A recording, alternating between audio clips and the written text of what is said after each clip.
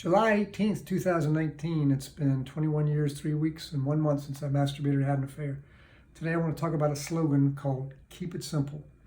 This is what we believe is God's will for all of us, because addicts are complicated people. Most of us are quite intelligent and quite capable, but we're also overcomplicate things. Like, we get up, first thing I get up in the morning, I think, I got to do this. And I workaholically run myself throughout the day, running ragged, trying to do everything I can. And at the end of the day, the last thing I'm thinking as I go to sleep is, I go to my to-do list. And that's not a sane way to do things. That's not what God wants me to do. God wants me to keep it simple. And just, here's my priority. Don't take a drink of alcohol or take drugs today. That's my first priority. But my second priority is to not use porn, or porn really never was that big a deal for me. I used to masturbate and cheat on people. Cheating on people and masturbating is what I did for a long time, till 29 years and 3 weeks and 1 day ago. And I've been free of that. But one of the ways I do is I keep it simple.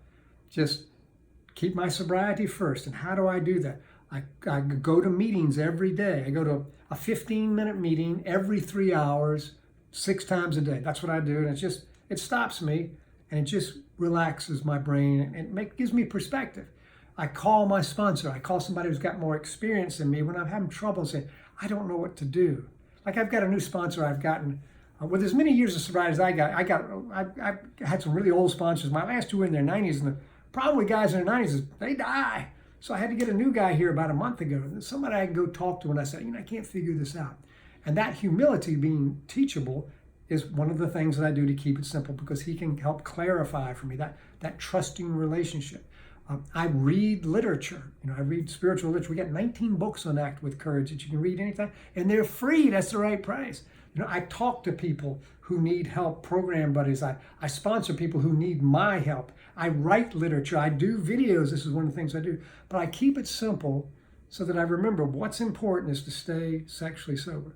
Because anything that comes in front of that, what happens is the disease comes up and says, your girlfriend's more important, or your daughter's more important, or your business is more important, or your car is more important. If I had a car, I don't have a car anymore. Or your career is more important, and then that's where the disease hits. So I have to keep it simple, is that my sobriety comes first, and just keep it simple. When I start overdoing it, just lighten up and keep it simple.